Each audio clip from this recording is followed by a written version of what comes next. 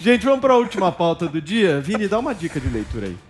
Vou dar uma excelente dica de leitura aqui para todo mundo, que é o livro do Fagundão, Paulo Matias. Antônio Fagundes, grande ator da televisão brasileira, 71 anos, está lançando aí o seu primeiro livro que chama Tem um Livro que Você Vai Gostar, que reúne justamente 150 dicas de livros aí que o Antônio Fagundes selecionou a dedo para as pessoas que querem aí instigar aí este hábito de leitura, apesar dele admitir essa dificuldade, né, Paulo, de indicar um livro por causa dos diferentes gostos, por causa da bagagem cultural, de vocabulário, enfim, mas ele fez essa seleção e o que instigou ele a fazer esse livro foi porque, há um tempo atrás, agora, ele fez uma novela que fez muito sucesso, inclusive, novela Bom Sucesso, novela da Sete, que ele era justamente o dono ali de uma editora. Foi uma novela muito poética, né, que tinha várias referências a autores históricos. E aí nos bastidores ele lia muito, né, ele é um leitor voraz, diz ele que lê de 2 a 3 livros por semana, viu, Adriles Jorge? Quantas páginas? De 2, não sei. Não sei. Se for um livrinho de 50 páginas, também. De 2 a 3 livros por semana. E aí nos corredores ali da Globo as pessoas sempre perguntavam para ele, né, uma dica. Apesar que ele diz que não empresta livro, né? Ele diz que prefere até comprar o mesmo livro para poder dar para a pessoa, porque se o livro é dele, ele não empresta para ninguém. E agora ele faz essa seleção de livros. Agora, o que chamou a atenção também, Paulo, foi uma entrevista que ele deu para a Veja, falando sobre o revisionismo, né? Sobre essa história de autores que são cancelados por estarem, de alguma forma, relacionados aí a acusações de racismo, de machismo, etc. Aqui no Brasil, a gente tem um caso muito famoso que é do Monteiro Lobato, né? Muitas pessoas querem cancelar aí toda a obra aí do Monteiro Lobato por ele ter uma certa associação aí dessa acusação de racismo. E no livro do Antônio Fagundes, tem 2 autores que são citados por ele, que é o H.P. Lovecraft, que é acusado de racismo, e o Arthur Conan Doyle, que é o autor de Sherlock Holmes, que é tido como machista.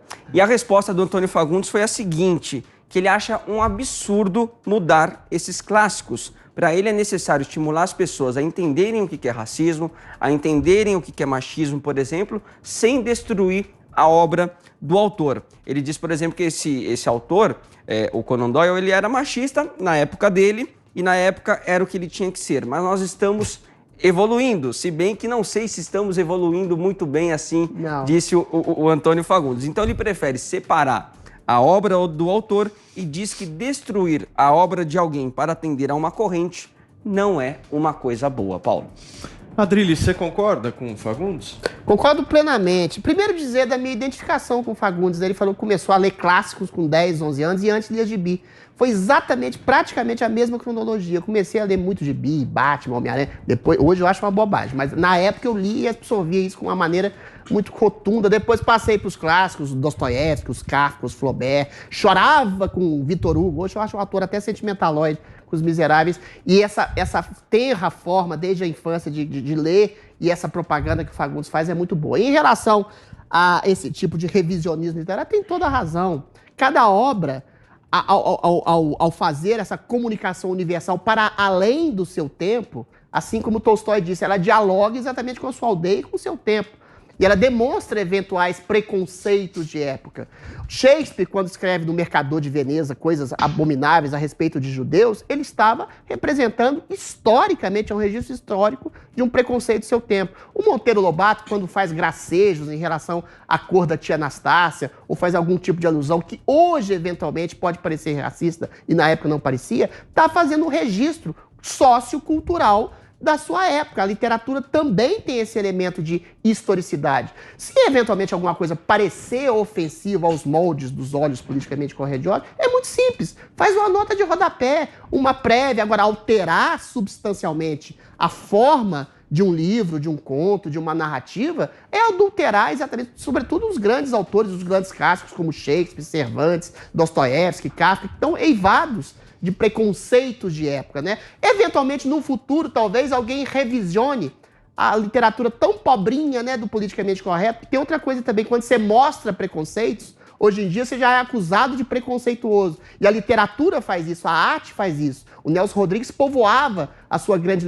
literatura de monstros e era atacado exatamente por isso. Mas, gente, endossar, mostrar a monstruosidade, a malignidade e o preconceito humano, não é endossar exatamente isso. Talvez no futuro até próximo, a gente perceba com olhos do futuro assim, nossa, que literaturinha chata que não falava, não dizia nada.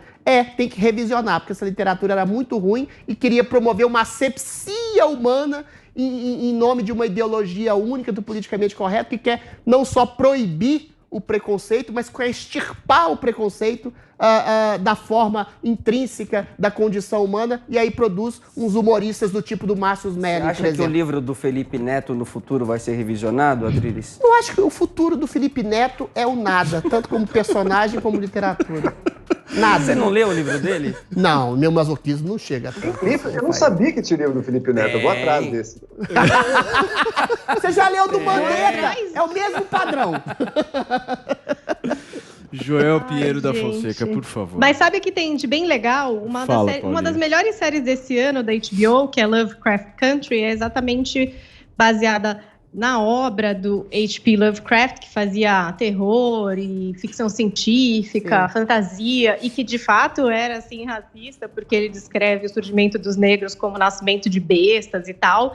E aí eles revisitaram essa obra, trazendo uma série super antirracista, que tem o racismo como pano de fundo, tem o episódio de Tulsa e várias coisas históricas ali muito legais, com terror, com esse mundo de fantasia e suspense e do universo do cinema. Uma das melhores séries desse ano da HBO, que é Lovecraft Country, eu já trouxe aqui no programa, e que revisita a obra de um autor que muitos consideram que foi, sim, racista, que até foi citado pelo Fagundes aí, sim, o H.P. Lovecraft. Boa, Paulinha. Joel, em um minuto, você concorda com o Fagundes? Vamos lá, brevemente. Primeiro, que belo exemplo do Fagundes, né, leitor? Eu estou lutando para ler uma vez as peças do Shakespeare. Ele já leu 3 ali. Então, o cara realmente presta um belo exemplo para nós. E ele acha que foi pouco ainda, Joel.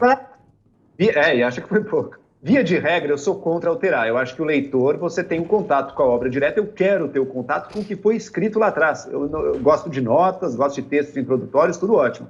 Mas eu não quero que mudem o texto, não, porque eu quero esse contato direto com o que o autor realmente pensou, realmente quis dizer. Eu faço uma exceção apenas, que é o caso de alguns livros do Monteiro Lobato, os livros do City, para crianças. Numa literatura para criança, em que o pai está lendo para os filhos, a mãe ou a criança lendo sozinha, e você vai ver ali marcas de chamamento que na época talvez não fossem racistas, mas hoje são vistas dessa forma. Joel, outras são pequenas marcas de racismo mesmo, já naquela época. Daí, como é uma literatura para criança, as histórias do Sítio são riquíssimas, é uma maravilha essa literatura que o Monteiro Lobato criou. Nesse caso, eu não vejo problema em fazer essas pequenas alterações só para tirar um ruído do caminho. Se é uma criança de 6 anos, você vai começar a explicar de racismo, ou mudar na hora, para mim, eu não vejo problema como uma literatura voltada à criança. Mas, claro, o adulto que quiser estudar isso tem que ter também a obra integral, tal como foi escrita pelo autor. Muito bem.